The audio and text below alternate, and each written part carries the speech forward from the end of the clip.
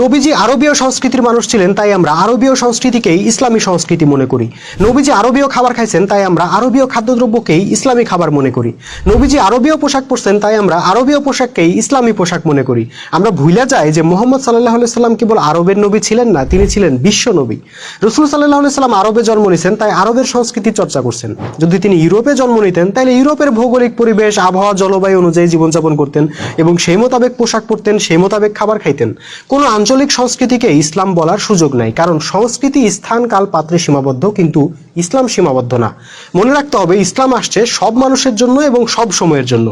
রাসূল সাল্লাল্লাহু আলাইহি সাল্লাম আরবের ঘোড়ায় চড়ে যুদ্ধ করছেন। এখানে ঘোড়াটা কিন্তু ইসলাম নয়, ইসলাম ছিল অন্যায়ের বিরুদ্ধে যুদ্ধ করাটা।